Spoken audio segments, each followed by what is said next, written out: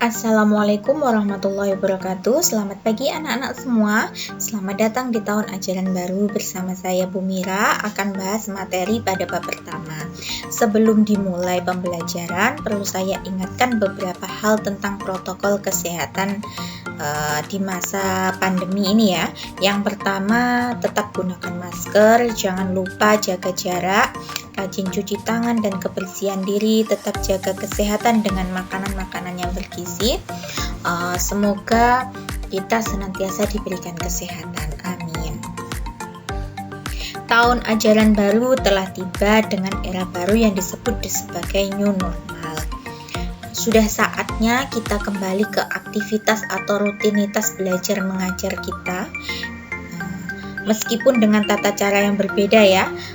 Mulai sekarang mari kita siapkan atau kosongkan gelas-gelas ilmu kita supaya apa yang kita pelajari hari ini nanti dapat bermanfaat kelak. Jangan lupa sebelum belajar dimulai untuk berdoa terlebih dahulu. Sempatkan untuk berdoa, kemudian siapkan buku bacaan, buku tulis, dan alat-alat tulis yang lainnya. Langsung saja, mari kita mulai pembelajaran yang pertama kita, cekidot. Pembelajaran kali ini kita mulai dari bab sistem reproduksi manusia.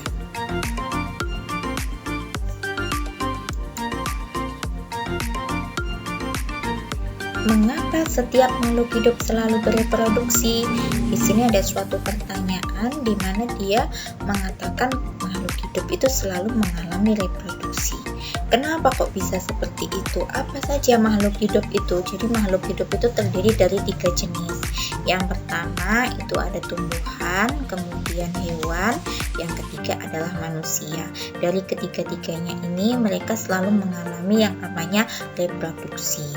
Kenapa kok bisa mereka mengalami reproduksi? Untuk apa mereka selalu bereproduksi? Mungkin ada yang tahu?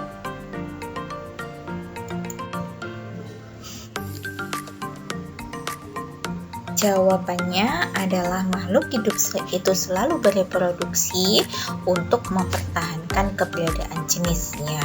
Kalau mereka tidak mengalami reproduksi, lama-kelamaan jenis mereka akan habis. Ketika jenis mereka habis, maka mereka bisa dikatakan akan mengalami kepunahan. Nah, begitu juga dengan manusia. Jadi manusia juga selalu mengalami reproduksi. Tujuannya untuk apa ya? Sama, untuk mempertahankan jenisnya supaya dia tidak mengalami yang namanya kepunahan. Proses reproduksi pada manusia itu dibedakan atas 2 jenis, yaitu laki-laki dan perempuan. Karena manusia sendiri terdiri dari 2 jenis kelamin ya. Selanjutnya yaitu tentang alat reproduksinya pria. Tadi kan manusia dibagi menjadi 2, yaitu pria dan wanita atau laki-laki dan perempuan. Ini pembahasan kita yang pertama itu alat reproduksinya pria. Di dalam video ini sudah ada gambarnya ya, dimulai dari nomor 1 sampai dengan nomor 9. Jadi di gambar juga sudah ada penomorannya. Itu adalah organ-organ reproduksinya pria. Apa saja itu? Nomor 1. Nomor 1 itu disebut sebagai vesikula seminalis. Vesikula seminalis ini merupakan kelenjar yang menghasilkan zat yang bersifat basa. Yang kedua itu ada kelenjar prostat ya, nomor 2 itu namanya adalah kelenjar prostat. Kelenjar prostat ini dia berfungsi menghasilkan cairan bersifat asam. Jadi kebalikan dari vesikula seminalis. Kemudian yang ketiga ya, gambar ketiga, gambar dengan nomor ketiga itu disebut sebagai kelenjar Cowper. Kelenjar Cowper ini berfungsi untuk melindungi sperma dengan cara menetralkan urin yang memiliki pH asam yang tersisa di dalam uretra. Uretra itu apa? Uretra itu adalah saluran saluran pembuangan urin maupun sperma. Dia berada di nomor 8. Kemudian nomor 4 gambar nomor 4 itu namanya adalah epididymis. Epididymis ini fungsinya sebagai tempat penyimpanan sperma. Jadi setelah sperma diproduksi, nanti setelah itu dia matang. Ketika matang nanti dia akan disimpan di epididymis sebelum dia disalurkan. Nah, selanjutnya masih sama tentang reproduksinya pria ya. Kita lanjutkan mulai dari nomor 5, yaitu skrotum. Skrotum ini dia berfungsi untuk melindungi testis. Kemudian nomor 6 itu namanya adalah testis. Testis itu berfungsi menghasilkan sperma dan hormon testosteron. Nah, hormon testosteron ini sendiri adalah hormon yang hanya ada pada kaum pria. Dia biasanya bertugas atau berfungsi sebagai hormonnya laki-laki, menumbuhkan kumis, menumbuhkan jakun, menumbuhkan jenggot. Itu biasanya sebagian dari andilnya hormon testosteron. Nomor 7 ini namanya adalah penis. Dia berfungsi sebagai saluran terluar dari organ reproduksinya pria. Nomor 8 yang sudah saya sebutkan tadi ya, namanya adalah uretra. Di sini dia sebagai saluran akhir yang berperan untuk jalannya urin dan juga sperma. Jadi pada reproduksinya pria, urin dan sperma itu berada pada satu jalur saja. Nomor 9 ada vas deferens, nomor terakhir ya. Dia merupakan saluran yang menghubungkan epididymis dengan kelenjar prostat. Itulah tadi ke-9 alat reproduksinya pria ya, beserta dengan masing-masing fungsinya. Jadi punyanya pria ada 9 organ reproduksi. Nah, ini sistem reproduksinya laki-laki itu berhubungan erat dengan sistem ekskresi urineria. Artinya apa? Seperti yang sudah saya katakan di awal tadi, bahwa jalannya si urin dengan jalannya sperma itu berada pada satu jalur. Nah, pada kaum laki-laki ini testis dalam satu harinya dia bisa menghasilkan jutaan sperma dari masa dia pubertas sampai dengan dia meninggal dunia nanti. Nah, jadi seperti itu untuk kaumnya laki-laki. Selanjutnya yaitu alat reproduksinya wanita. Di sini sudah ada gambarnya ya. Jadi alat reproduksi wanita itu seperti ini, seperti tanduknya rusa atau kambing ya, dimana gambar ini sudah tertera keterangannya masing-masing. Nah, saya akan bahas mulai dari nomor 1, yaitu tentang indung telur atau yang disebut juga sebagai ovarium. Jadi nama lain dari indung telur itu adalah ovarium.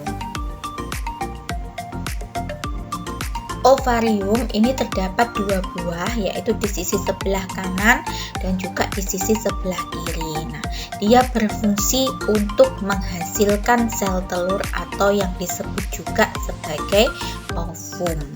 Yang kedua yaitu saluran telur atau disebut juga sebagai oviduct atau tuba fallopi. Ada yang menyebutkannya oviduct, ada yang menyebutkannya tuba fallopi, ada juga yang menyebutkannya saluran telur. Intinya sama. Nah, saluran telur atau oviduct ini dia berfungsi sebagai tempat terjadinya fertilisasi. Apa itu fertilisasi? Fertilisasi itu pembuahan. Artinya bertemunya sel sperma dengan sel telur. Nah, ini dua alat reproduksinya wanita ya. Berikutnya masih sama, yaitu tentang alat reproduksinya wanita. Saya lanjutkan ke bagian nomor 3. Ini saya menuliskannya rongga rahim. Rongga rahim itu disebut juga sebagai uterus. Uterus ini berfungsi sebagai tempat tempat berkembangnya embrio atau bayi. Jadi tadi kan sel indung telur atau ovarium tadi menghasilkan ovum. kemudian nanti ovum akan keluar melalui saluran telur atau oviduct. Nah, di situ nanti terjadi proses fertilisasi, kemudian dia menempel di rongga rahim. Apabila dia terjadi pembuahan atau fertilisasi, maka di dalam rongga rahim itu nanti akan berkembang embrio atau bayi. Tapi kalau tidak ada pembuahan, maka dia akan mengalami peluruhan sehingga disebut sebagai menstruasi setiap bulannya. Nah, jadi pada kaum wanita itu dia mengalami menstruasi sebulan sekali. Kenapa seperti itu? Karena ovarium atau indung telur ini hanya menghasilkan satu sel ovum setiap bulannya. Jadi berbeda dengan laki-laki. Kalau laki-laki tadi bisa menghasilkan jutaan sperma hanya dalam satu hari, kalau wanita hanya menghasilkan satu ovum dalam setiap bulannya. Apabila dia tidak terjadi pembuahan, dia akan mengalami peluruhan yang disebut sebagai menstruasi. Nanti kelanjutan dari menstruasi kita lanjutkan di pertemuan selanjutnya. Nomor 4 itu disebut sebagai leher rahim ya, atau nama lain dari leher rahim itu adalah serviks. Di gambar juga sudah tertera ya, gambarnya seperti itu sebagai jalan lahirnya bayi. Nah, yang paling sering terkena penyakit ini adalah leher rahim atau serviks ini. Biasanya dia terkena yang namanya kanker serviks. Apabila si serviks ini sudah terkena kanker serviks, dia akan mengalami pembusukan. Kalau pembusukannya sudah parah, dia akan mengkontaminasi seluruh bagian alat reproduksinya wanita. Bahkan bisa bisa juga sampai ke otak dan seterusnya, bisa menyebabkan kematian. Nomor 5 itu disebut sebagai vagina. Ini adalah saluran yang menghubungkan antara lingkungan luar kita dengan rahim yang ada di tubuh kita ya. Nomor 6, nomor terakhir, ini disebut sebagai saluran rahim luar. Ya, saluran rahim luar itu terdapat dua jenis, yaitu vulva dan kantong swa. Nah, inilah alat-alat reproduksi wanita. Jadi kalau laki-laki ada 9 alat, kalau perempuan ada 6 alat. Nah, dengan masing-masing fungsinya silahkan dipahami, dipelajari dengan sungguh-sungguh. Nah, ini selanjutnya ada tugas individu untuk kalian kerjakan ya. Sebelum saya membahas tugas, perlu saya ingatkan, mungkin tadi penjelasan saya di depan ada yang masih belum dipahami atau masih belum dimengerti. Silahkan ambil selembar kertas, tuliskan nama beserta dengan kelasnya masing-masing, cantumkan kelas A, B, C, dan D-nya, kemudian tulis pertanyaan kalian pada selembar kertas itu dan berikan pada ustadz maupun ustazah yang bertugas mendampingi kalian pada saat itu, khusus untuk siswa-siswa mukim. Nah, untuk siswa-siswa non mukim atau laju, silakan bisa kirim pertanyaan kalian melalui japri WA ya. Nanti pertanyaan-pertanyaan yang akan kalian sampaikan ke saya akan saya jawab di pertemuan selanjutnya. Nah, ini tugas individu untuk kalian untuk menyebutkan bagian-bagian alat reproduksi sesuai dengan nomor urut beserta dengan fungsinya masing-masing ya. Ditulis di buku tugas dan dikumpulkan minggu depan. Nah, di sebelah sisi kiri ada alat reproduksinya laki-laki, sisi kanan ada alat reproduksinya perempuan. Itu nanti silahkan sebutkan satu sistem reproduksi laki-laki dimulai dari nomor 1. Misal gambar nomor 1 itu misal namanya adalah epididymis. Berarti 1 epididymis. Fungsinya epididymis apa? Itu sebutkan nomor 1 sampai dengan nomor 9. Begitu juga dengan bagian sisi kanan, sebutkan nomor 1 sampai dengan nomor 5. Apabila kalian memungkinkan untuk mengeprint gambar, boleh silahkan gambarnya di-print, dipotong, dan ditempel di buku tugas. Kemudian keterangan 1 sampai dengan nomor 9 silahkan tuliskan di bawahnya gambar. Mungkin ada juga yang hobi gambar ya, mau digambarkan di buku tugas boleh, sama keterangannya silahkan letakkan di bawahnya gambar. Apabila memang tidak memungkinkan untuk menggambar sendiri ataupun mengeprint, silahkan dikerjakan sesuai dengan instruksi awal saya yang tadi. Bisa dimengerti ya?